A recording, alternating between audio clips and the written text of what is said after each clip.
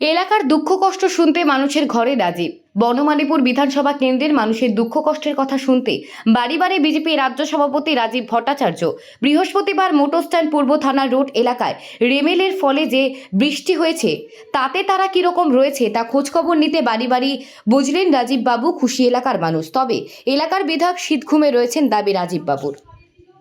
না দেখুন, এটা আমাদের পরম্পরা যে আমরা নয় বনমালীপুরের মানুষ কীরকম আছেন এবং সদ্য আপনারা জানেন যে রেমেলের যে বৃষ্টিপাত হয়েছে, তো বিশেষ করে এই বনমালীপুর এলাকায় আমরা সবাই জানি যে জলমগ্ন হয়।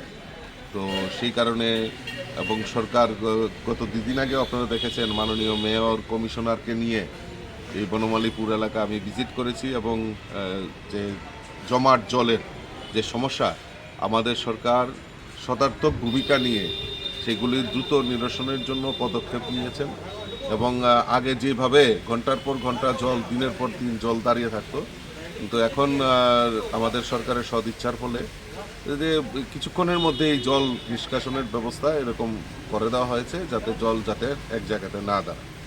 তবুও কিছু সমস্যা রয়েছে, এই সমস্যাগুলি সমাধান করার জন্য এবং এলাকাবাসীরা কীভাবে চিন্তাভাবনা করছেন সেইগুলি দেখার জন্য বনমালীপুর এলাকায় আমি বেরিয়েছি। আমার সঙ্গে মণ্ডল সভাপতি এবং বুথের সভাপতি সবাই রয়েছেন। তো আমরা চাই মানুষের পাশে দাঁড়িয়ে মানুষকে যত পরিষেবা দেওয়া যায়, মানুষের পাশে থাকা যায়, সেই সংকল্প নিয়েই। কারণ আমরা ক্ষমতার জন্য রাজনীতি করি না। ভারতীয় জনতা পার্টির মূল উদ্দেশ্য হলো মানুষের জন্য কাজ করা, সমাজের জন্য কাজ করা, রাষ্ট্রের জন্য কাজ করা।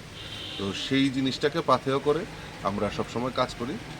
তো কাজে এইটা আমাদের রুটিন ওয়ার্ক যে আমরা মানুষের পাশে দাঁড়িয়ে মানুষের সমস্যা শোনা এবং তা যাতে দ্রুত সমাধান হয় তার জন্য পদক্ষেপ। যে দেখা যাচ্ছে এই এলাকার বিধায়ক মানে যিনি রয়েছেন তিনি বিরোধী বিধায়ক, তিনি মানে কোনো মানে বাড়ি করে এই যে এত জল জমেছে কোনোক্ষণে দেখা যায়নি সেই বিষয়ে। আমি তো দেখিনি ওনাকে, এলাকাবাসীও বলছেন যদি আসলে একটু ঠান্ডা ঠান্ডা পেয়েছেন, এখন একটু বৃষ্টি গরম অতি তাপদাহ ছিল, তারপর আমাদের বৃষ্টি হয়েছে, কিছুটা ঠান্ডা পেয়েছেন, তো উনি এখন কুম্ভনিদ্রায় আছেন। তো আমি বলবো কুম্ভনিদ্রায় থাকুন, কারণ তারা রাজনীতি করে শুধু তাদের নিজের ব্যক্তিগত স্বার্থকে চরিতার্থ করার জন্য। তাদের কাছে মানুষের পরিষেবা, মানুষের কাছে পাশে দাঁড়ানো এটা তাদের মূল বিষয়বস্তু না। তাদের কি উপকার হয়েছে, তাদের নিজের কি পরিবারের কি উপকার হয়েছে, তাদের কি দরকার সেটা নিয়েই তারা চিন্তা ভাবনায় ব্যতিব্যস্ত থাকে। এলাকায় ঘোরা, এলাকায় দেখা, এলাকার সমস্যা নিয়ে সরকারের সঙ্গে আলোচনা করা, সেরকম ভূমিকা আমরা দেখতে পাই।